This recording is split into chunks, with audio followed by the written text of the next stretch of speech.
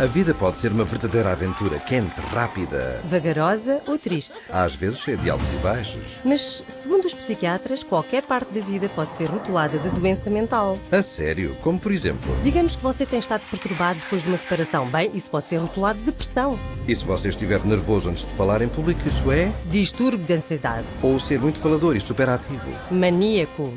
Sou um pouco louco. É verdade. Mas quanto disto acontece realmente? Vamos perguntar. How many people do you know that have been diagnosed with a mental disorder? Diagnosed with a God, off the top of my head, maybe one person that I know who's been diagnosed with a mental disorder. Probably just one. So, yeah, maybe 2 or 3 people, maybe in the 3 or 4 range. 4 or 5, maybe 5. 6 people in the household. 6, 7. 10. A dozen or so. About 20. How about 30? Would definitely be in the hundreds for sure. The total number of people that I know in my lifetime has been diagnosed with a mental disorder probably fall around the range of 100 to 150, and I'm 23 years old. Ela! Mas de onde vêm esses distúrbios? Do Manual de Diagnóstico e Estatístico de Doenças Mentais da Psiquiatria. São 943 páginas e cobrem tudo desde depressão, ansiedade e gaguejo, vício de cigarros, medo de aranhas, pesadelos, dificuldades com matemática e distúrbio de infância, todas reinterpretadas e falsamente rotuladas de doença mental. Mas algumas pessoas têm problemas sérios na vida. Certo, mas os psiquiatras reduzem isso a algo de mal, como o seu cérebro. Então deixem-me entender isto. Os psiquiatras têm um livro de problemas de vida reinterpretados como distúrbios mentais? Sim. É lá, deve estar bem baseado na ciência. Pensar-se-ia que sim, mas não está. Numa das suas recentes convenções, os psiquiatras admitiram-no. Ouça esta. DSM is made up by committees of men who have political opinion, and women too, who have biases and political opinions. And so there isn't nearly as much science in DSM as there ought to be. Like in the previous one, people had a meeting in the bathroom and they decided that something should be in there, and then they would go and propose it to the whole committee. You have this kind of lumping together of several observations, and when you get enough of them in one tent, you got a diagnosis. DSM system is not the real system of diagnosis. A lot of the disorders that are in there haven't necessarily been rigorously validated. It's just the best tool that we have available, but it is not perfect. It's so useless that if you give me a patient and the DSM, I'll make at least 20 diagnoses on the same patient. You have to take it with a grain of salt anyway. It's actually getting more and more complicated. We're left with diagnosing things on the basis of checklists and questionnaires, which leaves us sort of out of, as you said, the rest of medicine because we don't have a biological test. Incrível. A falta de ciência no DSM é de facto um segredo aberto. Eis o que alguns profissionais têm a dizer sobre isso. The DSM is a sham. It's been described as a house of cards. Why? Because the diagnoses are theoretical. They're not based on scientific measurements. It's sort of a shaky level built on another shaky level, built on another shaky level. It is flimsy and that it is easily collapsible under the scrutiny of critical thinking. If you just pull one little fragment of the reasoning aside and question it thoroughly, you'll find it doesn't stand up, and then that means that the whole organism collapses because you've got some wrong premises in there somewhere. In fact, they're all over the place. It is indeed a house of cards because it's predicated on not a solid structure. It is built to create an apparently legitimate edifice, which results in a diagnosis. But any serious inquiry will show it to be illegitimate.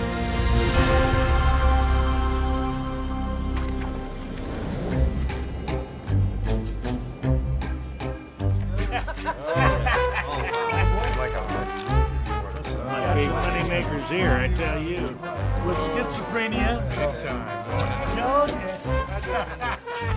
Mas se o DSM não é baseado em ciência, em que é baseado? Começa com um simples desejo da psiquiatria e psicologia serem aceitos pela medicina. We psychologists have always desperately wanted to be accepted as a real science, as a true science. Now, what the early psychologists did was they looked around and they saw what other scientists were doing and they decided to emulate them. Modern approaches to classifying psychiatric disorders dates from the 19th century.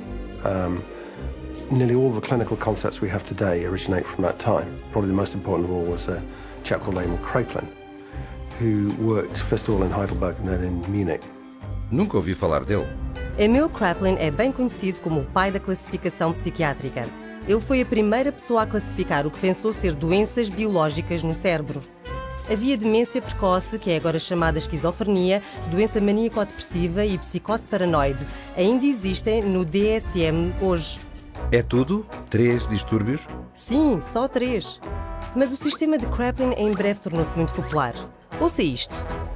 Kraepelin's system caught on very quickly, not only in the German-speaking world, but also in the English-speaking world, in the United States and Britain. It caught on because up to that point, nobody had an agreed way of talking about patients. So in the early 1950s, there was compiled Diagnostic and Statistical Manual of Mental Disorders. Now, there are very few statistics in the book. Disorder is used essentially as a euphemism for illness. This is a book which catalogues mental illnesses for which no medical sign has ever been discovered. Este panfleto primitivo tinha 130 páginas e listava 112 distúrbios mentais. Pequeno comparado com o atual DSM, mas muito maior do que qualquer coisa que Kraepelin visionou. Por que tantos? Porque ao definir mais e mais coisas como anormal, os psiquiatras podiam pôr as suas mãos numa grande soma de dinheiro do governo. Definir a vida, o que queres dizer? Bem, coisas como prender a respiração, morder as unhas, chupar no dedo, sonambulismo, pobre eficiência, até homossexualismo.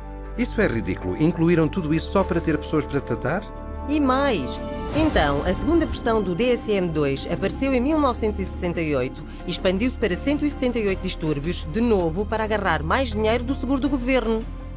Para fazer isso internacionalmente, o DSM-2 foi especificamente escrito para alinhar com a Classificação Internacional de Doença, o ICD, um livro extensamente usado na Europa e em todo o mundo, que, além de diagnósticos psiquiátricos, lista doenças médicas reais. Então, isso é como os distúrbios foram aceitos pela medicina principal.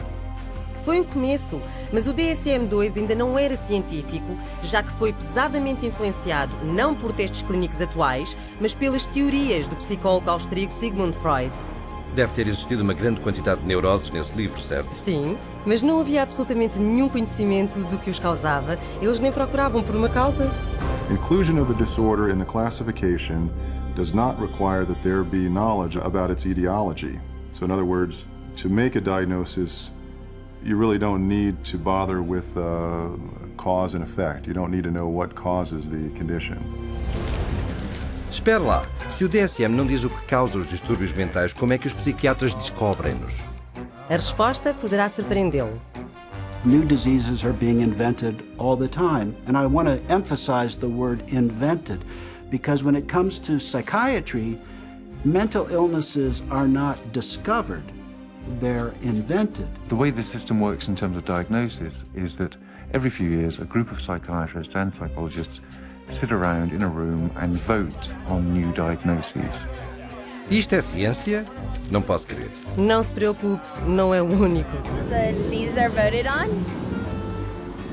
What do you mean? Did you say, are they voted into existence? Or voted? As in created. Oh, man. I think that's kind of ridiculous. It's crazy that you would vote. I definitely don't agree. I don't agree with it at all. Mental disorders should be based on scientific research. I have been led to believe that it's all based on medicine and science. So I'm kind of shocked to find that out. Eu também. Há mais. Não só os distúrbios mentais são votados para inclusão no DSM, como também são votados para exclusão. Por exemplo, homossexualismo. Listado no DSM-1 e 2 como doença mental. Eis como o editor-chefe do DSM-3, Robert Spitzer, explicou.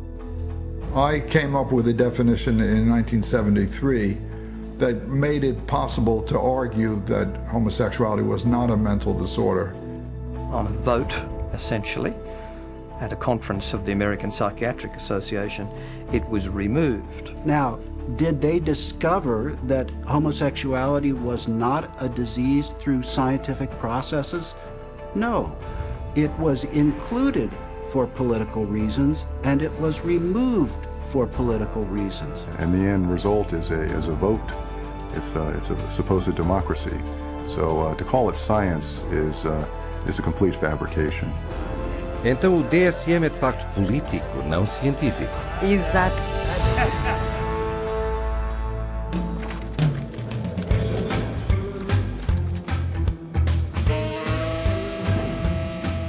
Pensei que os psiquiatras queriam ser vistos como médicos, Tem razão. É por isso que fizeram o seu manual parecer muito mais científico. o que não era. Então o que fizeram? Eles decidiram que a próxima edição do DSM ia ser completamente diferente. Foi uma decisão que mudou a psiquiatria para sempre. If you roll the clock forward to the 1970s in the United States, basically at that time psychiatry was in very poor shape for a number of reasons. First of all, it was held in very low regard by other members of the medical profession. So psychiatry was the sort of thing you did if you couldn't succeed in any other area of medicine. And people such as Robert Spitzer in America made it very clear that the time had come essentially for psychiatrists, being doctors of medicine, to practice medicine. So if a psychiatrist was spending a lot of time dealing with people who were anxious, depressed, these dilemmas, these problems in living, now essentially had to be redefined. And they were redefined as medical conditions. And their solution to this was to come up with a manual which defined psychiatric disorders more carefully. So, hence, we have DSM-3, which is the third edition, which is published in 1980. Sob Spitzer, os psiquiatras que editaram o DSM-3 tiraram a psicologia freudiana e decretaram que dali em diante os diagnósticos da psiquiatria eram puramente biológicos. Então finalmente tornaram-se científicos. Não de todo. Na verdade, a disputa política sobre que distúrbios introduzir ou não no DSM-3 foi ainda mais ridícula. Eis o que um psiquiatra disse sobre isso. They would squeeze into a room which was about half the size of this one. It was much too small. And Bob would raise a provocative question, and people would shout out their opinions from all sides of the room. And whoever shouted loudest tended to be heard. My own impression is it was more like a tobacco auction than a sort of conference. E eis o que outro membro do painel do DSM disse. The low level of intellectual effort was shocking. Diagnoses were developed by majority vote on the level we would use to choose a restaurant. You feel like Italian, I feel like Chinese, so let's go to a cafeteria. Then it's typed into the computer. It may reflect on our naivete, but it was our belief that there would be an attempt to look at things scientifically. Soa como se tivesse um manual diagnóstico que parecia mais científico, mas não tinha mais ciência do que antes. Entretanto, o número de distúrbios mentais no DSM-3 aumentou até 259. Mas para vender a ideia que a psiquiatria era uma verdadeira ciência médica, eles tinham que tecê-la com teoria que soasse científica. But with DSM-3 from 1980 on, there was the progressive medicalisation of psychiatry. And the notion of chemical imbalance was invented and essentially took hold. Ela, químico o quê? Teoria de desequilíbrio químico. Foi sugerida em 1965 para explicar como a depressão poderia ser causada por um desequilíbrio químico do cérebro. Gostava de ouvir. Joseph Schildkraut teorizou que, como as drogas psiquiátricas alteram níveis de substâncias químicas, então a doença mental deve ser causada por demasiado ou poucas delas. Não é retrógrado? Realmente é. É como dizer que, porque a aspirina para uma dor de cabeça, essa dor de cabeça é causada pela deficiência de aspirina. Estou a ver o que quer dizer. Mas foi convincente dar à psiquiatria e ao DSM-3 a aura superficial de ciência. Como Robert Spitzer disse. Psychiatry felt now, gee, we're more scientific, we're part of medicine. Então funcionou. Sim, e desde então, os psiquiatras e a indústria farmacêutica promoveram esta teoria de desequilíbrio químico aos médicos e ao público. If you're one of the millions of people who live with uncontrollable worry, anxiety, and several of these symptoms for 6 months or more, you could be suffering from generalized anxiety disorder, and a chemical imbalance could be to blame. Pristique is thought to work by affecting the levels of 2 chemicals in the brain. It works to correct chemical imbalances in the brain, which may be related to symptoms of social anxiety disorder. Cymbalta works on serotonin, and norepinephrine. Hundreds of thousands of patients have been prescribed Abilify. Ask your doctor. Ask your doctor. Talk to your doctor. Call your doctor. Ask your doctor about Cymbalta. Pristiq is a key in helping to treat my depression. Ask your doctor about Pristiq. You come to my office, and I say to you, well, you describe what's going on in your life and your symptoms, and I say, well, it's clear to me that you've got a chemical imbalance, and we're going to write you a prescription for this. The truth of the matter is, there's no such thing as a chemical imbalance. There's no test out there that they can depend on that tells you you have a chemical imbalance. There's actually, in fact, dozens of studies showing that there isn't any measurable imbalance. So psychiatrists will explain to patients all the time, this is just like diabetes. In diabetes, you have low insulin, we have to readjust the insulin level. In depression, you have low serotonin, we have to readjust the serotonin level. But actually, we have already proven that there's nothing wrong with serotonin levels. It's completely a myth, disproven by our own evidence. I had a psychiatrist. He said that, in his professional opinion, this child had ADHD, a chemical imbalance of the brain. And when he was questioned on the witness stand as an expert witness for the state, he was asked if they had done an MRI. He said no. He was questioned if they had done a CAT scan. He said no. He was asked if they had done any bodily fluid check known to medical science to prove that this child had a chemical imbalance of the brain. He says no. And when he was asked how he arrived at this ADHD diagnosis, a chemical imbalance of the brain, it came down to that he had counseled and observed this child for 2 hours, and half of the time was observing. How do you arrive at a diagnosis of a chemical imbalance of the brain by talking to a child and observing them for 2 hours? You don't, okay? It's pure guesswork. Ela, isto é a sério? Veja por si. Uma pessoa com uma câmara oculta foi a diferentes psiquiatras pedindo-lhes para ser testada quanto a uma doença mental. Of any scientific test? Not that I'm prepared to do this time. So you getting that I have adjustment, what is it? Adjustment disorder, mixed emotional thinking. It just means situational stress. Right, it's a formal diagnosis. But I'm saying, just where do you get that from? I take you at face value. In terms of diagnosis, there's no way that I can x-ray or project or allow. So it's very hard to have anything to measure. Because whatever's going wrong, it's happening in there, and we just can't go in and open up, somebody's skull and scoop something out to measure. Right now, we don't have an X-ray or blood test. That doesn't mean that the diagnosis is not clear. The diagnosis is for insurance, and I'm not really trying to think too much in terms of diagnosis. I don't really see that as my main job here to make a diagnosis, except to give something to the insurance that's reasonably accurate. But we don't even really know what's going wrong in the brain. So all the things that we found were found by accident. Estou estupefacto. O diagnóstico psiquiátrico é baseado puramente em opinião individual. Não importa o que façam, eles estão errados. A BBC da Grã-Bretanha mostrou um programa onde 10 voluntários, 5 considerados mentalmente doentes, foram observados por 3 peritos de saúde mental para determinar quem era quem. Epa. Veja isto. We think that it's likely that you've had a history of bipolar disorder. Is that correct? You're wrong. Okay. We've come to the conclusion that at some time you've been diagnosed with a mood disorder. You're wrong. We were wondering whether at some point in your life maybe that you had suffered from a significant psychiatric problem of some kind or other. No. Not at all? You are wrong. All right, okay.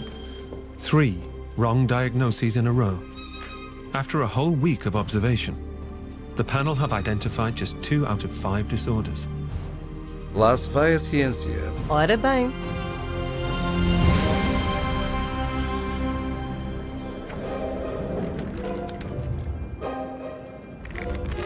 Okay, time in. I love it.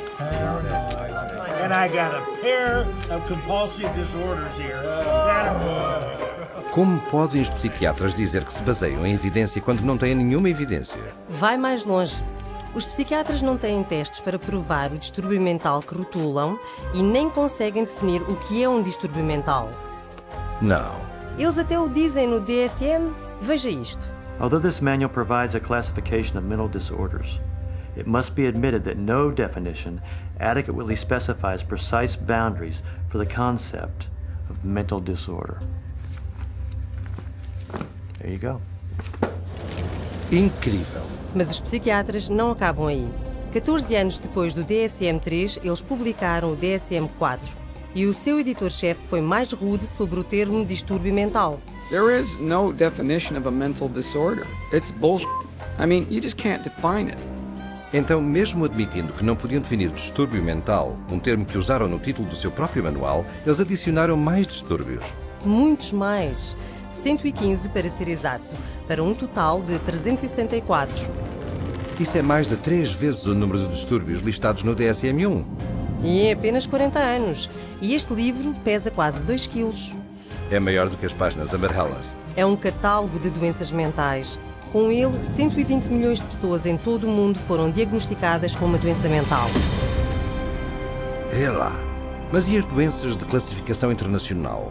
Houve um aumento em distúrbios mentais aí também? Sem dúvida. A secção de distúrbios mentais e comportamentais do ICD é quase equivalente ao DSM. O que acontece no DSM é espelhado ali. Está bem. Até agora descobrimos que não há um teste para identificar ou confirmar um diagnóstico de distúrbio mental, não há uma prova para a teoria do desequilíbrio químico e eles nem sabem o que é um distúrbio mental. E eles admitem-no, pelo menos uns aos outros. Aqui está um psiquiatra proeminente a falar numa recente convenção da APA. You're sitting in your office, you see a depressed patient, you have no idea what's the matter with them. And I know all of you think you know the answer, but in terms of evidence, I don't know the answer and I don't think any of us really know. Isso é espantoso. No entanto, eles dar-vos um diagnóstico muito rapidamente. Este é o outro psiquiatra influente na mesma conferência. Jim Burley at the Maudsley Hospital did a study once on how long it took people to make up their mind about the diagnosis after they entered a room. And it was about, how many, David? It was 2 seconds? It was a couple of minutes. It was very...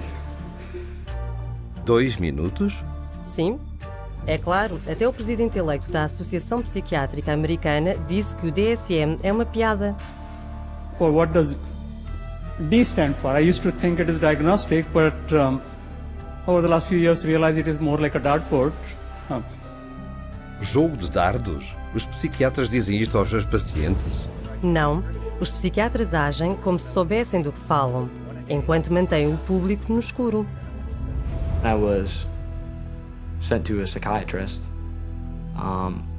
who saw me again for maybe about 15 minutes, talked to me how I was doing at 7 years old, and I left with a prescription for Ritalin. Probably within the first 15 minutes, he diagnosed me with having an anxiety disorder and put me on prescription medication. The amount of time it took for the diagnosis was, I'd say, probably within 10 minutes I was diagnosed with anxiety, with depression, within 10 minutes of speaking to the psychiatrist, and I was put on those drugs immediately. I received numerous different diagnoses from different doctors, and each one gave me a different drug. I didn't have to undergo any tests. I didn't even have to sit there and I didn't have to ask any questions. It was just that's what you've got, and this is the drug. They really didn't talk to me. They were always talking and questioning my mother.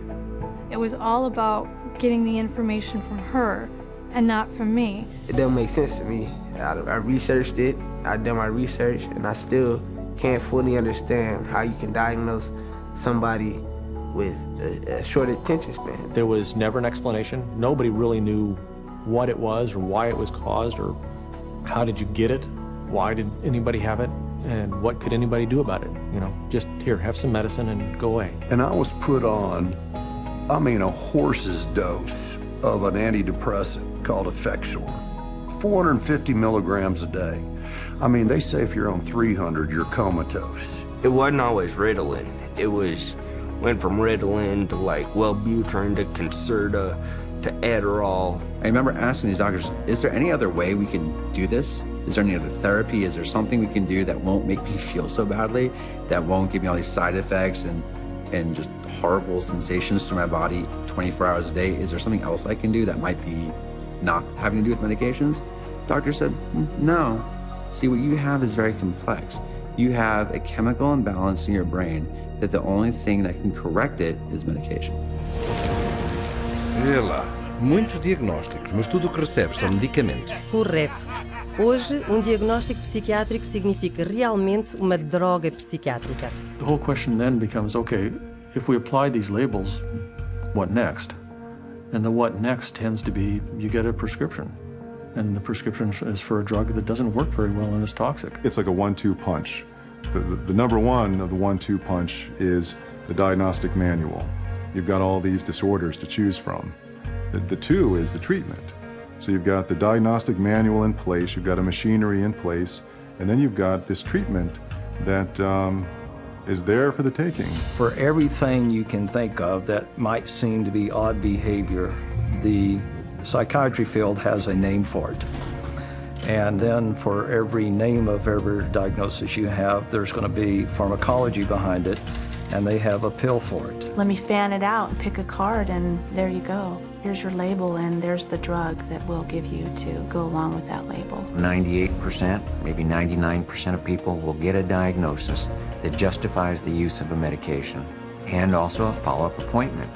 Because remember, the business of medicine, the business of psychiatry, is seeing patients. And the psychiatrist that tells a patient they don't have a problem and there's no medicine for that problem doesn't have a very busy practice. And that's sort of the purpose of the DSM-345, to provide a diagnosis that can be given a drug for that patient. It's a quick buck. You don't need to do a physical exam. You put it in the chart, it's done. Prescribe away. Lifetime patient. That's what the DSM is for. Eles dizem que o DSM apenas está ali para justificar o tratamento da droga? Eu sei que sim. Vê lá.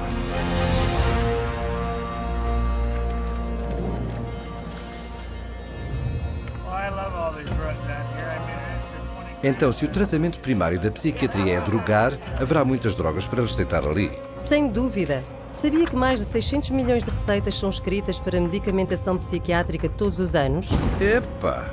Mas e os pacientes que não querem drogas? De facto, o DSM tem uma categoria para elas também. It says V15.81, non-compliance with treatment. Now this category can be used when the focus of clinical attention is non-compliance with an important aspect of treatment for a mental disorder or a general medical condition. If you refuse treatment, then you probably are mentally ill, ipso facto, by that fact alone. Então, se não fizer o que o psiquiatra diz, é um distúrbio mental? É isso. Isto é mesmo assustador. Então, por que eles não seguem o tratamento? Porque as drogas que os psiquiatras receitam podem causar algumas reações físicas severas. Quer dizer, efeitos secundários? Bem, não exatamente. Drugs really don't have side effects. Drugs only have effects, and we arbitrarily differentiate those effects of the drug that we like, and we say these are the effects of the drug. And those that we don't like, those are the side effects. It's akin to saying that a bomb that comes down on a building kills people and destroys the building, and the military general says, oh, killing of the people is really a side effect. No, you cannot separate out the destroying of the building and the killing of the people. And so, these are not side effects, these are direct effects of the drug creating disaster. People think antidepressants are going to make them happy, but it's not what they do. They numb them down, and then in themselves there's a withdrawal state from the antidepressants. They just become like robots, some of them. They're not actually able to experience the whole variety and range of human feelings and emotions and work with them and express with them and share them with others. Because once you sort of put somebody on a heavy dose psychotic drug, I mean, you're just dehumanizing them. These are very potent, very toxic medicines, cause on themselves diabetes, high cholesterol, cause what's called a metabolic syndrome, truncal obesity, premature hardening of the arteries. They affect the heart and the lungs and the kidneys, and you never know exactly what to expect. Most psychotropic drugs lead to massive weight gain. Some of them, like olanzapine, for example, can lead to weight gains of 25, 30, even 40 kilos in a year or two, and that is serious. One of the side effects is it affects your sexual performance abilities. In people who are on a lot of medication, they're just totally unable to detoxify through their liver, and then other functions of the body shut down one by one. These drugs have on their labels may increase the risk of suicide and homicide in people who take them, just like a carton of cigarettes tests to say may be hazardous to your health. And there's cases where many people who commit suicide or commit acts of violence are on these medications, which definitely has this type of side effect. You look at the side effect profile is identical to what they're trying to treat, and in some cases worse, and especially in the instance of suicide, then you could see that it's an extremely treacherous area with very, very little actual science behind it. Está a brincar? Estas são drogas perigosas. Sim, e tem havido milhares, talvez mesmo milhões de vítimas que vieram à psiquiatria para receber ajuda, mas receberam drogas que as destruíram. Pessoas como Candace a tomar Zoloft por sentir-se nervosa antes dos testes. Steven cometeu suicídio 19 dias a tomar Prozac. Julie, a planear entrar na universidade, enforcou-se depois de 7 dias a tomar Zoloft. Matthew tinha 13 anos quando se enforcou. Matt, 21 anos, numa combinação de drogas psiquiátricas. Caitlin, em Zoloft e Trazodone. Beth, em Paxil devido a problemas de sono. Matt, depois de começar a tomar Lexapro. Charles, a tomar Clozaril. Caitlin, de 12 anos. Megan, Aaron... Espera, isto é insano. Está a dizer-me que todas estas pessoas que se mataram têm estado a tomar drogas psiquiátricas? Sim, cerca de 42 mil mortes num ano estiveram ligadas a drogas psiquiátricas, quer seja por homicídio ou suicídio. São mais de 3 mil pessoas por mês. Eles devem tirar estas drogas do mercado. Sem dúvida que sim, mas porque estas drogas são de longe o principal tratamento que os psiquiatras oferecem aos seus pacientes, eles menosprezam os riscos. E os seus pacientes pagam o preço. When you get on the psychiatric drugs, you feel just like you don't really want to live anymore. Like just depressed all the time, and you feel sad. You don't feel like you're in your own skin. It almost feels like you just want to come out of your skin all the time. Get really bad headaches, I'd start shaking, I wouldn't sleep very well, I'd have nightmares. I had started shaking really bad and it was like uncontrollable, you know, and it's like, I don't understand why I shake so much. It brought on the symptoms that I was trying to escape from, very severe. I'd go through spells where I'd just be completely just dead. There would not be me there. I'd just be standing there and there would be nothing. I think we all have emotions, happy, sad, you know, situational emotions in life, and it didn't allow me to experience them. You don't experience tears, you don't experience a lot of laughter. It just makes life real flatline. I described to a friend of mine as like waking up in a manila folder and it's a cloudy day. Everything is boring, unmemorable, unspecial. It changed me. It changed who I was. It changed the essence of my personality. You know, it just started making me worse. And I got in such bad fights with my brother. I scratched his face up and, you know, stuff like that. I started to experience suicidal ideations almost immediately. And I had never had any feeling like that before. I remember when I was at home one day, I had taken my medication and I thought about killing myself, and I got really scared, so I ran to my brother and I told him, and he just held me and told me not to give up and to just keep trying. And I actually thought that's maybe the one thing that I do have control over, that I could, you know, I could off myself, and I would be out of this roller coaster of an existence. I have been raped. I have been coerced into doing things that I do not care to speak of. But just to put it in perspective, even having experienced that, the experiences in thoughts and loss of self that I had, being put on Prozac was the worst violation I have ever experienced. Não tenho palavras. As pessoas nem sabem o que estas drogas fazem porque confiam no seu psiquiatra. Não só isso.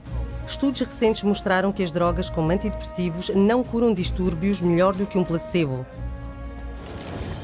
Então, para recapitular, não só o DSM oferece um rótulo para os psiquiatras, mas justificam as suas drogas poderosas que têm imensos efeitos secundários e nem sequer funcionam. Isto é mesmo baralhado. Sem dúvida. E, no entanto, ainda se agarram à ideia que podem corrigir comportamento indesejado com substâncias químicas.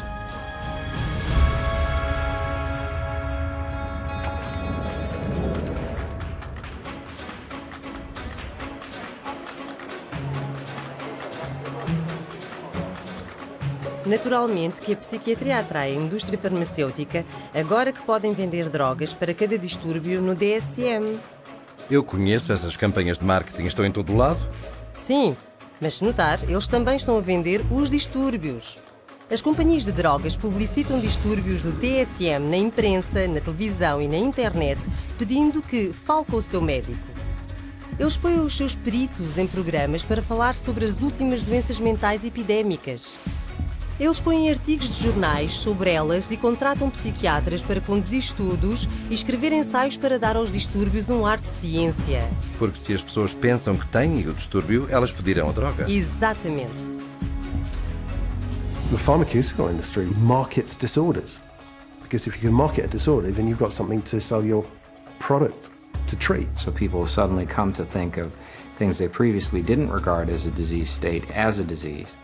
Go to the doctor, see the psychiatrist then prescribes the drug that the drug companies have received FDA approval for, and everyone is happy except for the patient. They're all working together, the psychiatrists, the pharmaceuticals, and one feeds the other.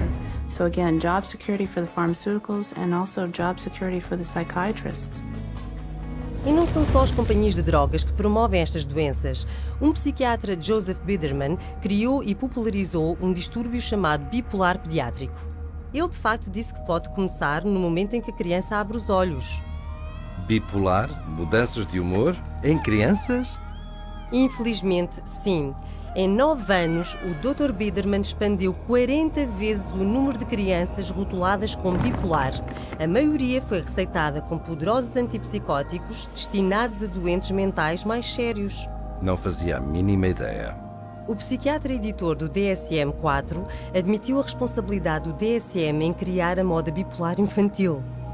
Well, we learned some very, very painful lessons in doing DSM-4. But inadvertently, I think we helped to trigger 3 false epidemics. One for the childhood diagnosis of bipolar disorder. Demasiado tarde, não é? Para muitas crianças, sim. E como os psiquiatras dizem que os distúrbios mentais como bipolar não podem ser curados, os psiquiatras e as companhias de drogas fazem clientes para toda a vida. Assim, é uma parceria natural. Sem dúvida. As companhias de drogas oferecem imenso dinheiro para pesquisa aos psiquiatras, que depois criam mais diagnósticos para tratar com drogas psiquiátricas. Drug companies have become increasingly dependent on mental illness diagnoses in order to maintain their profit margins. And psychiatrists and increasingly clinical psychologists are more than happy to manufacture mental illness in order to make that happen. Hence, the increase in size of the Diagnostic and Statistical Manual of Mental Disorders. The strategy is how many people we can diagnose with a particular label that would be broad enough to include a ton of people in it. And the mentality behind that is the sale of the pharmaceutical drug, which eventually becomes the treatment. These drug companies are making a lot of money, and they're spilling that money and sending that money to people that will help support their cause. So it's not a surprise at all that they have infiltrated so many of the committees within the DSM and so much of our own medical education. Espera um minuto. As companhias de drogas infiltraram-se nos comitês de psiquiatras decidindo sobre que distúrbios incluir no próximo DSM? No DSM-4, 56% dos membros do comitê tinham laços financeiros pessoais com as companhias farmacêuticas, a própria indústria que lucraria com as 115 doenças mentais acrescidas votadas. Então é claro que se vê mais diagnósticos que serão tratados com drogas. E muitos mais sintomas listados para cada um. The whole world is being made crazy, really. We have these proliferation of categories which have become more and more encompassing, encroaching in ordinary everyday life. There isn't a human being on the planet who doesn't have at some point, if not several points, in a day or a week, distress. It's part of being human. But to say that because you have this distress, that you now are diseased. If you take a god man in India who wanders around with a shawl and meditates for 17 hours a day, drinks rainwater and engages in some kind of spiritual or religious discipline or practice where he might roll on the ground for 100 miles to a holy place, people there don't persecute those individuals. They accept them as people engaged in religious practices. But here, if you took those same individuals in India and you had them walk across a campus in America, they would immediately be arrested and put into a psychiatric facility because they're manifesting psychosis. This varies by culture. What do we want to straitjacket everybody? Is everyone going to be the same? What about people that do have a little bit odd behavior? Is a little odd behavior bad or dangerous? It's just different. You want this thing to cover, all manner of aberrant human behavior. So if you can cover every bit of it, then you're going to have the best chance possible to a billable unit of service. E caso alguém não se encaixe nas suas categorias, há mais uma em que se pode encaixar. Naturalmente. This is number 301.9. 312.9. 292.9. Bipolar disorder, not otherwise specified. Gender identity disorder, not otherwise specified. Disorder of infancy, childhood, or adolescence, not otherwise specified. Not otherwise specified. What the hell does that say? They don't know. It's kind of like a catch-all. It's the garbage can for the leftovers. There's even a box for people that don't fit in the other boxes. To me, it's insane. This is like rubbish to me. This is scary to me. This is hackery, quackery, dockery. Isso é má ciência, se as suas categorias são tão fracas que precisam de uma categoria para apanhar todas as peças perdidas. Sim, como o ADHD não especificado, distúrbio alimentar não especificado, distúrbio do humor não especificado. You can always use the NOS, the not otherwise specified diagnosis, and that's a billable service. Not otherwise specified means that you're sort of at sea to some extent on the exact diagnosis, meaning it doesn't fit into any of the categories you've established. Unspecified mental disorder. You see, that's considered a disorder. Having nothing wrong with you is now a disorder. That's what this says. Can you believe it? Não posso crer. Existe uma categoria chamada distúrbio mental não especificado? Como em não estamos a descrevê-lo para si, isso também é uma doença mental? Fica ainda mais louco. De acordo com o DSM, também poderia ser diagnosticado com um distúrbio mental que nem sequer é listado. Está a brincar. Ouça esta. These diagnostic criteria and the DSM-4 classification of mental disorders reflect a consensus of current formulations of evolving knowledge in our field. They do not encompass, however, all the conditions for which people may be treated or that may be appropriate topics for research efforts. It's even in the language of the introduction, it's basically saying we're trying to have a diagnosis to cover all the bases of anything that somebody could come in complaining about, which is, again, entirely backwards from how medical diagnoses are come to. Este DSM não é minimamente medicinal. Não, é puro marketing.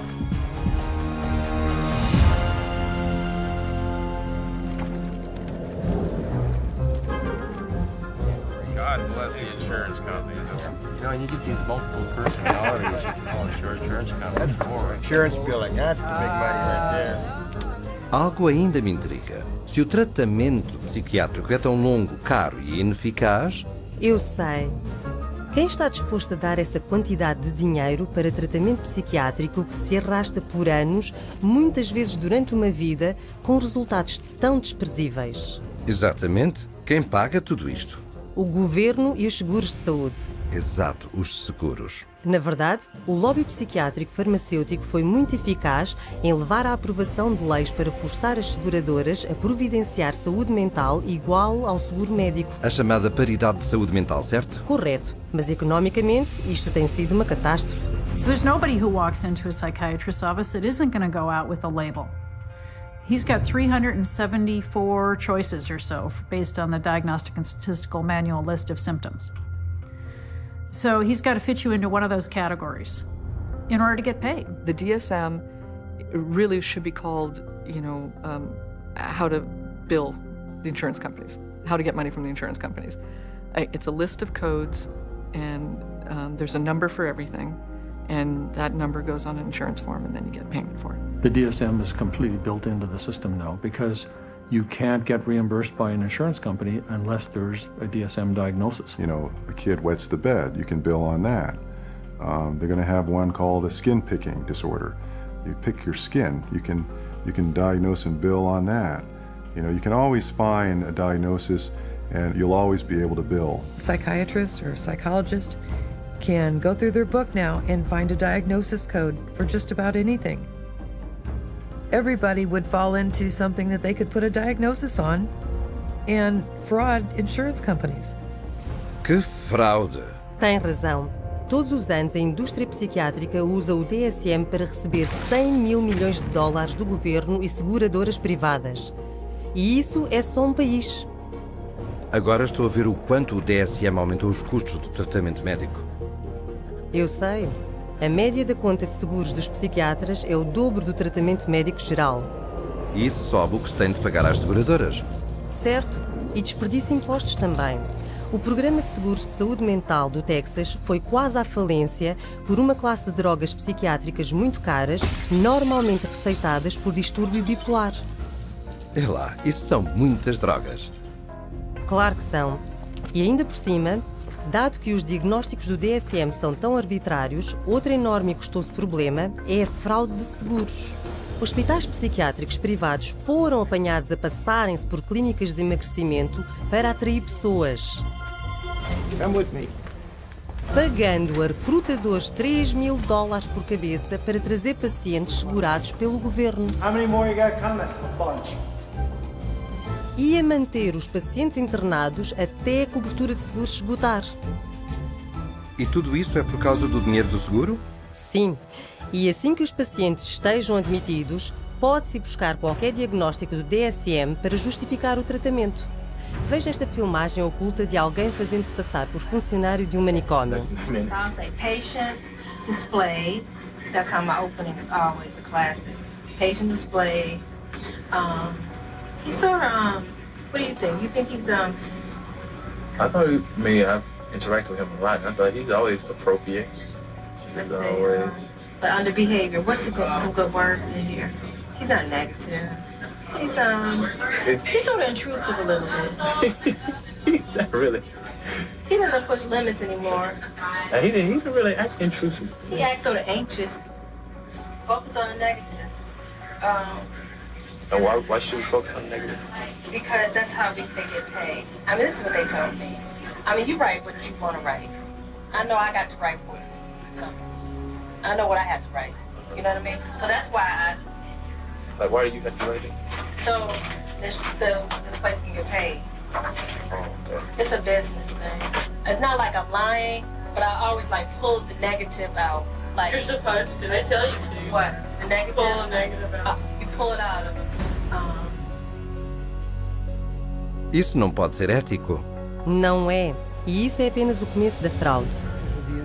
Os psiquiatras também foram apanhados a cobrar as companhias de seguros por ouvir música, ver televisão ou jogar bingo, cobrar por serviços de despertar, bilhetes de teatro ou viagens, ou por dizer tratar de pessoas na prisão, em coma ou mesmo mortas. Não. Alguns psiquiatras foram presos por terem relações sexuais com os seus pacientes e chamarem a isso terapia. Isso é repugnante.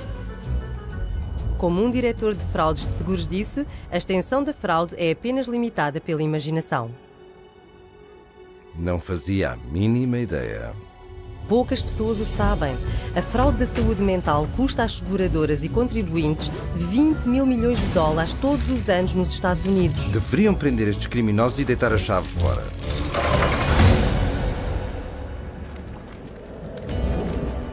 It's the Diagnostic and Statistical Manual of Mental Disorders, the third edition. Será que mencionei que a psiquiatria também tem sido muito bem sucedida em usar o DSM para infiltrar o nosso sistema de tribunais? Os tribunais também? Sim. The clinical diagnosis of a DSM-4 mental disorder is not sufficient to establish the existence for legal purposes of a mental disorder. That's a very interesting point. Basically, what the authors are saying here is that the material in the DSM has no utility in the courtroom in deciding guilt or innocence. It should not be used in courtrooms as part of the legal process. Espera lá. Mas o DSM não declara que não pode ser usado para estabelecer distúrbio mental num tribunal de lei? Precisamente. E, no entanto, é usada toda a hora. Sim, como a defesa por insanidade. More specifically, not guilty by reason of insanity. E por disputas de custódia, compromissos civis, regulação de She testamentos. doesn't currently suffer from any type of mental illness that would make her a danger. Eu li sobre psiquiatras a aparecer em tribunal em laudos opostos do mesmo caso, ambos usando o DSM e aceitos pelo tribunal como testemunhas peritas. There was no evidence, as far as I could see, for psychosis or delusions. Because he's suffering from narcissistic personality disorder and a delusional disorder grandiose. Uma contradição total. Nem sempre foi assim. In the beginning of the 20th century, a psychiatrist in a courtroom would be laughed out of the courtroom by and large.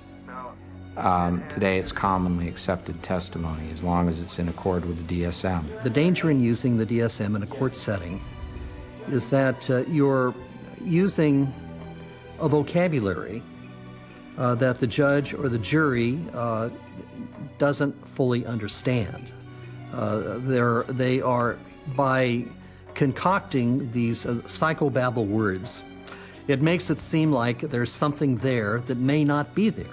The courts have allowed all this junk science to come into the courts, and they've made case law on it. And once the case law is made, we're stuck with it until it gets overridden. They come in with tests, they come in with their diagnostic categories from the DSM, and they say, we've done tests, we've determined that this person has this numbered malady, and therefore they do. And there's almost no way to pry a judge out of accepting that. When a psychiatrist makes a diagnosis in court, is that the person is sent to a mental institution, deprived of liberty, and we have no idea whether he's guilty or not. Alguém é involuntariamente internado numa instituição psiquiátrica a cada 40 segundos, com base nos diagnósticos do DSM. Isso está tão errado. E qualquer pessoa, em qualquer altura, pode perder tudo devido à opinião de um psiquiatra. Ouça isto. I went to a stop smoking course at Vanderbilt. And the doctor, the lady that ran the program said that she goes, we need to get you on a stop smoking medication. So she prescribed me Zyban. Well, after the fact, I find out that Zyban is nothing but this really powerful antidepressant called Wellbutrin. Yeah, I stopped smoking, but I had no idea the hell. I mean, the hell. The hell's gates were being opened when I started taking Zyban. I had been clean and sober for 18 years. Just never considered that. But something about that, I started experiencing the craving to drink again, and my life fell apart. Divorce, relapse. So then a sibling of mine got wind of my relapse, wanted to gain control of my pocketbook and my life, and found the dirtiest lawyer in town who knew, one of the dirty psychiatrists, and bought and paid for an evaluation, had a hearing in a court before I was ever served notice. And the next thing I know, every right that a human being can possibly have was taken from me. And you have less rights as a conserved person than you do as a criminal. I mean, you are stripped of every right. You can't enter into a contract. You cannot marry. You cannot sue. You cannot even fight the legal system that has involuntarily put you in this. And it was all based on the psychiatrist's diagnosis, who never evaluated me. É inacreditável. Ele estava a tentar parar de fumar, mas em vez disso arranjou um diagnóstico psiquiátrico e os seus direitos foram-lhe retirados. Todo o seu dinheiro foi-se e ele foi encarcerado numa instituição mental. Mas se o que os psiquiatras fazem no sistema de tribunais é mau, espere para ver o que acontece a famílias. Children are taken away from parents every day in these juvenile courts because a person with a PhD or an MD after their name comes in and says, I've shown ink blots to a person, and they may be a risk to a child. Just in my little state of Massachusetts here, there are 11,000 children in captivity taken away from families at any one moment. And almost all of those children are being drugged. And our own commissioner of children and families testified under oath that they drug 88% of the children that they take out of the families. 88% drogados é quase uma coisa certa. E essa é apenas a ponta do iceberg. Em todo o mundo, os psiquiatras estão a usar o tribunal de várias maneiras para tirar os direitos das pessoas e destruir famílias. Ora veja. Psychiatry has affected my family through the family law court rulings. The family law court has a court-appointed child psychiatrist who, it appears, determines the future of the child. It's just like a business in the court system that they forced you to undergo all of these psychological evaluations, and you have to pay thousands of dollars, but at the end of the day, it has been supported by no evidence, nothing. They'd said to me, Deb, you have a choice. Either you bring your son to get medicated, or we'll take your child away from you and put him in a home that they'll medicate your child.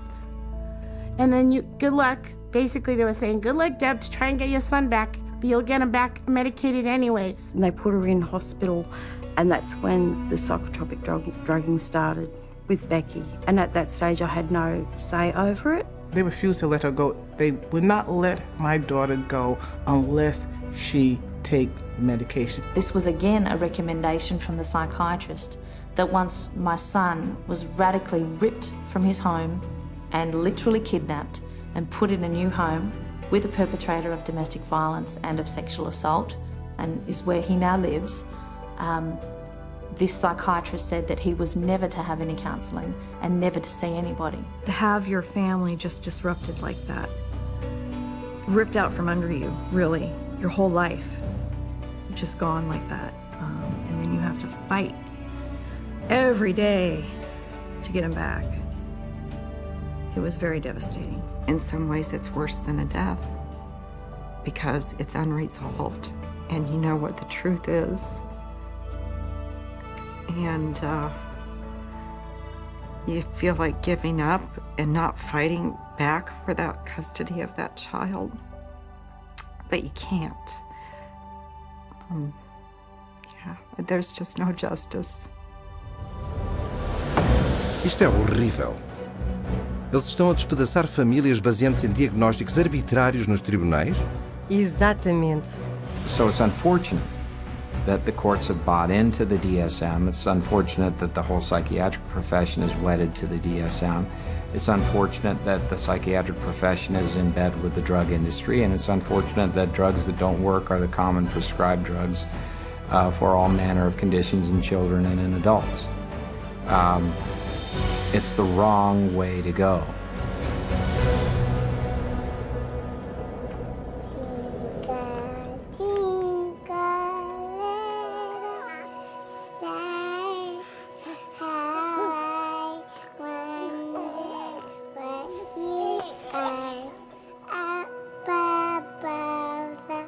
Oh, não, eles não. Infelizmente, sim. As crianças são um enorme mercado para a psiquiatria. O número de distúrbios infantis no DSM aumentou desde 3 distúrbios em 1952 para 44 hoje em dia. Isso são 15 vezes mais. E, no entanto, o DSM admite basicamente que não deveria diagnosticar crianças. In early childhood, it may be difficult to distinguish symptoms of attention deficit hyperactivity disorder from age-appropriate behaviors in active children, such as running around or being noisy. We basically don't know the diagnosis from normal childhood. That's what that's saying. Distúrbio de hiperatividade com déficit de atenção. É isso que os psiquiatras atribuem às crianças que não se sentam quietas na classe, contorcem-se, correm ou trepam muito. Basicamente um comportamento infantil, certo? Certo, e 20 milhões de crianças foram diagnosticadas com algum distúrbio mental. Então, em vez de deixar as crianças serem crianças... Os psiquiatras estão agora a dizer aos pais que os seus filhos são mentalmente doentes e precisam de drogas psiquiátricas. It used to be that you were on the playground, you'd had the weird kid, you had the shy kid, you had the goof off, you had the hyper kid. You can't have that anymore. Now it's all medical diagnoses. For them to come up with new diseases and new issues and diagnoses in their book, it doesn't correct bad behavior, okay? They can give children all the pills they want. It still doesn't correct bad behavior. The thinking still is, you must fit into this mold. And if you don't fit into this mold, there's something wrong with you. And if you're not the person who designs the mold, too bad for you. A child is labeled and then they're brought to professionals who are trained a very particular way. They're all being trained that if the child fits into this category, then we should consider putting them on Ritalin because that's what they do. That is the protocol. The way the Ritalin will be marketed to the parents is that they will say, this is a drug to calm your child down. What they won't say is that methylphenidate is a form of speed. It's a form of amphetamine, and what we're actually doing is overdosing your child on speed. It's a stimulant. So naturally it's going to increase heart rate, increase blood pressure, and you put a kid out on a football field on a hot summer day, and his risk of having a cardiac event of some sort has just gone up. Ouvi dizer que os estimulantes dados a crianças diagnosticadas com problemas de atenção são quimicamente muito semelhantes à cocaína. Sim, e eles têm um alto potencial para abuso. Estão listados pelo governo dos Estados Unidos na mesma categoria da morfina, ópio e metanfetamina. Então quem é que os psiquiatras vão drogar a seguir? Bebés? Exatamente. Eles estão a usar o que chamam de diagnóstico de classificação 0 a 3 ou DC-03. É um mini DSM para bebés e crianças de 1 a 3 anos. Ouça esta. We already targeted our school children with ADHD and bipolar. That's already done. That was done 20 years ago. And we're moving younger with DC-03 to the 0 to 3 age group where they're trying to make popular the idea that it's okay to medicate 0 to 3-year-olds. The idea of a program to determine whether a child from birth to the age of 3 has a mental illness is so preposterous, so absolutely insane, that it's simply an additional part of the insanity that is now extant throughout this country. I cannot think of a program that is more insane than that. How are they going to diagnose a 1-year-old or an infant with a psychological disorder? How do they know? You almost have to ask ourselves, if our societies become sick, what are we doing to our fetuses, our infants, our children, that would make us need to have psychiatric medications? We're rolling dice with life. We're rolling dice with our children who can't even discuss it with anybody. They have no control. They are the helpless victims, and the ones who are supposed to protect them and care aren't armed with the facts. Se os pais soubessem tudo isso, eles estariam furiosos. Pode crer que estariam, mas cuidado, porque o DSM também diz que pode apanhar uma doença psiquiátrica do seu filho. Deve estar a brincar. Está está no DSM.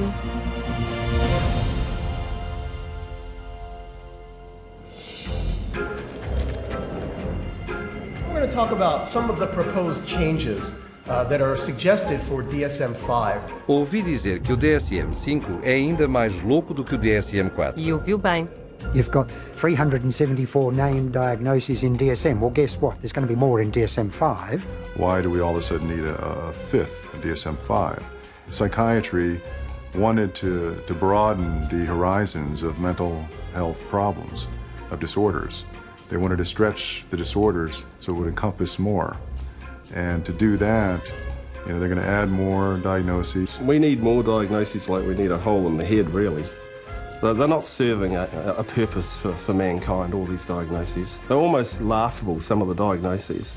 Risíveis? A sério? Bem, eles estão a falar sobre distúrbio de armazenar para pessoas que não deitam coisas fora. Persistent difficulty discarding or parting with personal possessions. Distúrbio alimentar para pessoas que comem frequentemente. Recurrent episodes of binge eating. E existe o distúrbio de coçar a pele. So it's recurrent skin picking resulting in skin lesions. Isso é um distúrbio mental? E para as crianças, existe um novo distúrbio que irá abarcar ainda mais crianças cujas birras ainda não são consideradas bipolares. They've created temper dysregulation disorder to seem a little bit more mild of the condition and include a lot of the younger population in terms of that diagnosis. And what it essentially does, it just broadens bipolar disorder into a whole other new category. And where they don't fit into bipolar, now they can fit into this other diagnosing criteria. Então a rede está a ficar cada vez maior. Maior do que imagina. Até estão a considerar adicionar um rótulo para pessoas que passam muito tempo no computador.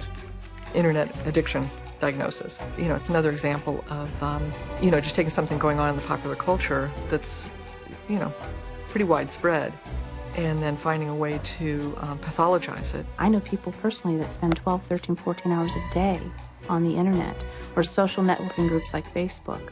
So there is something going on there. But is it a condition that we need to then label and drug? Absolutely not. Isso é risível. Sim, até que considere que na China o governo já estabeleceu clínicas psiquiátricas para tratar adolescentes por, cito, uso problemático de computador, às vezes a usar choque elétrico para curá-los. Não. E se pensa que isso é mau, existe mais uma inclusão proposta no próximo DSM que é verdadeiramente arrepiante. Fica pior. Este leva ao diagnóstico de doença mental um passo mais adiante. Síndrome de risco de psicose. Mais recentemente com um título complicado de Síndrome de sintomas psicóticos atenuados. Mas que palavrão! E o que significa? A really scary thing that's coming on the horizon is to come up with a whole bunch of diagnoses in there that are looking at people who currently are mentally well-adjusted but have a risk of developing a mental illness in the future. They're still thinking they can define well before the symptoms develop the risk of a person developing a major mental disorder without any biochemical, biological or genetic test or any physical test whatsoever. They don't know the cause of a mental illness. They can't treat it, they can't cure it. So how can they launch a preventative campaign for mental illness? It just logically, it falters. Espera um momento. Os psiquiatras pensam realmente que podem predizer um distúrbio algures no futuro? Vamos ouvi-los. How can psychiatrists know if you're going to have a mental disorder in the future? Again, that we don't know categorically who will develop psychiatric illness in the future. It's really hard to say, actually. I don't know if you could 100% predict for anybody. You can't forecast if one will develop a psychiatric disorder. Maybe not, or maybe yes. It's hard to predict. It's hard to predict. There's no way to predict that. Well, I don't think that nobody knows that. There's no way to tell. Nobody knows? I don't think anyone can know what's going to happen in the future. Eles não têm, obviamente, nenhuma pista. Sim, mas apesar disto, já estão a propor fazer questionários às crianças para futuras doenças mentais. Para que os possam tratar agora? Exato. I would hate to see us go into the type of society where people are locked up for what they may do in the future, rather than what they actually have done. Identifying people who are pre-psychotic would be a huge industry. É lá, isso é verdadeiramente aterrador. E a parte mais louca disso, os psiquiatras ainda estão a avançar para o DSM-5, quando alguns dos seus mais influentes admitem que é completamente inútil. Any comment on DSM-5? It's of no use to us in the rest of the world. Mesmo o psiquiatra encarregue do Instituto Nacional de Saúde Mental não está entusiasmado sobre isso. I don't do DSM. I'm not involved. So, and that maybe tells you more than anything. NIMH is not involved with DSM. Então, o tipo principal na maior organização psiquiátrica do governo do mundo não quer ter nada a ver com o DSM. É assim que parece. É uma farsa total. The Diagnostic and Statistical Manual is effectively the story that is being wrapped up in statistics and numbers and categories that when medicine tosses, doesn't fit any of our categories over to psychiatry, psychiatry says we'll find a category, and if we don't, DSM-5 or 6 or 7 will. I think in 2016 we'll be looking at DSM-6 and there will be 1,425 diagnoses and I'll have 900 of them. Isso é de loucos. Sim, mas tudo isso está concebido para encaixar mais pessoas sob o diagnóstico da psiquiatria. Para que possam cobrar até mais comportamento normal. Ora, aí tem.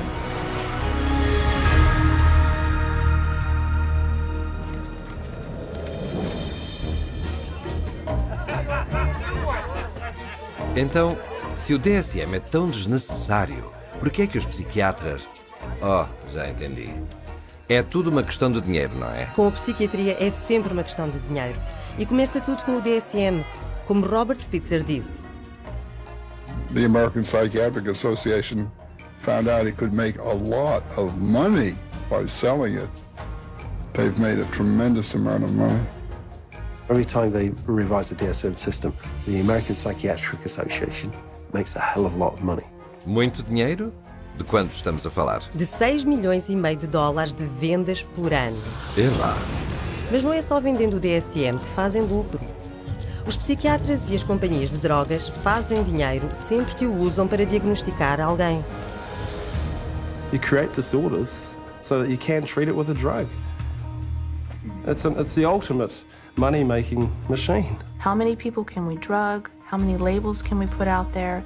How many people can we herd into these labels and feed them a drug so we can get richer, make more money? There's an inherent conflict of interest, and that conflict of interest is driven by the desire to make money. More money, more money, more money than one should expect. Huge money in the psychopharm business. If you really did the research on these diagnoses, see that 90% of them or more don't exist. They're not valid. Then that's all of a sudden, all that reimbursement from insurance companies disappears. So we have to cut the money cord, as well as cutting the DSM cord if we're ever going to really succeed stopping this juggernaut from continuing. Once again, it's follow the money. And you'll get your answer every time. Isto tem sido abrir de olhos. Vejamos. Não existem testes de laboratório para um distúrbio mental que os psiquiatras nem conseguem descrever no seu próprio manual. A teoria do desequilíbrio químico é totalmente fictícia e, no entanto, as drogas que dizem equilibrar o cérebro são receitadas a pessoas de todas as idades. Sim, com 84 mil milhões de dólares por ano, com um aumento de 10 mil milhões de dólares de prémios de saúde só nos Estados Unidos. E estamos a pagar por tudo isso através de impostos do governo e faturas mais altas de seguros. É verdade. Toda a indústria psiquiátrica usa o DSM para fazer 330 mil milhões de dólares por ano. É quase 1/3 de $1 bilhão.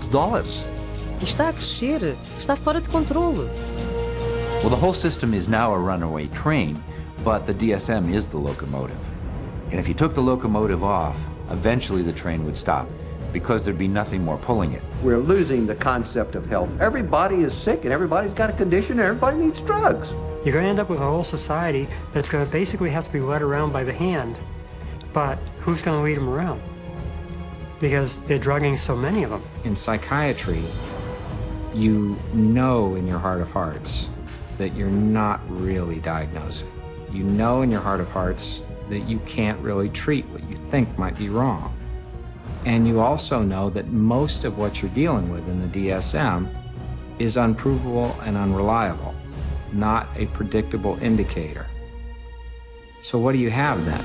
Boa pergunta. Nada, diria eu. E as pessoas estão a magoar-se. Sim. You're very lucky to go through psychiatry and survive. It really is as simple as that. Only when enough people rip the veneer away and show that it's just nothing more than a Hollywood set is it ever going to fall down. It would be good if all the medical professionals who are really practicing medicine and really trying to help people and based on scientific fact and what they can best do to improve the lives of others, if they would recognize, just be able to look at this fact. It's hard to look at it, but look at this fact and be ethical and be honest and clean up the profession by getting rid of this fraudulent part of it. Psychiatry. Muito bem dito. É tão óbvio. Temos de nos ver livres do DSM. É terrível para a sociedade. Eu sei. Apesar da sua fundação incrivelmente frágil, o Manual de Diagnóstico e Estatístico teve um grande impacto no nosso mundo. Nas nossas escolas, nos nossos governos... Nos nossos tribunais. E nos média militares. Eles também. Basicamente em toda a nossa sociedade. E tudo isto sem uma única pessoa curada. O DSM é realmente mais do que um castelo de cartas. O Manual de Diagnóstico e Estatístico é a farsa mais mortífera da psiquiatria.